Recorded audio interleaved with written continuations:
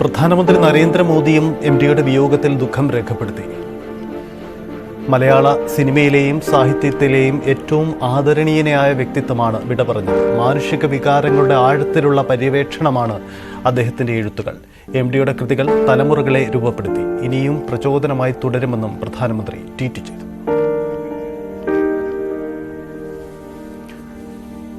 എം.ടിയുടെ വേർപാട് സാഹിത്യത്തിലും സിനിമയിലും നികത്താനാവാത്ത ശൂന്യതയാണ് അവശേഷിപ്പിക്കുന്നതെന്നാണ് ലോക്സഭയിലെ പ്രതിപക്ഷ നേതാവ് രാഹുൽ ഗാന്ധി പറയുന്നത്. കേരളത്തിന്റെ സാംസ്കാരിക പൈതൃകത്തിലും മാനുഷിക വികാരങ്ങളിലും ആഴത്തിൽ വേരൂന്നിയ അദ്ദേഹത്തിന്റെ കഥകൾ തലമുറകളിലൂടെ എണ്ണമറ്റ ജീവിതങ്ങളെ സ്പർശിച്ചു. അദ്ദേഹത്തിന്റെ അറിവും സമ്പന്നമായ സാഹിത്യ പാരമ്പര്യവും പ്രചോദിപ്പിക്കുന്നത് തുടരുമെന്നും രാഹുൽ ഗാന്ധി അനുസ്മരിച്ചു.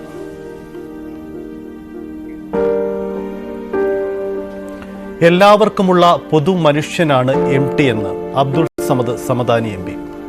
എം.ടി വസന്തമായിരുന്നെന്നും അദ്ദേഹം അനുസ്മരിക്കുന്നു. എല്ലാവർക്കുമുള്ള പൊതുമനുഷ്യനായിരുന്നു എം.ടി. വ്യത്യാസങ്ങൾക്ക് അതീതമായി, വിഭാഗീയതകൾക്ക് അതീതമായി, അത് സമുദായത്തിൻ്റെ ആവാം, രാഷ്ട്രീയത്തിൻ്റെ ആവാം, കക്ഷി രാഷ്ട്രീയത്തിൻ്റെ ആവാം, പ്രത്യയശാസ്ത്ര ചിന്തകളുടേതാകാം, അതിനൊക്കെ അതീതമായി നിന്ന ഒരു പൊതുമനുഷ്യൻ, വലിയ മനുഷ്യൻ, ഒരു മഹാമേരു പോലെ സമൂഹത്തിൽ ഉയർന്നു നിന്ന് അങ്ങനെയുള്ളവർ അപൂർവമായിട്ടേ ഉണ്ടാവുള്ളൂ. വലിയ മനുഷ്യരാവുക എന്നുള്ളത് വളരെ വളരെ അപൂർവമായിട്ട് സംഭവിക്കുന്നതാണ്. അതോടൊപ്പം എം.ടി വസന്തമായിരുന്നു.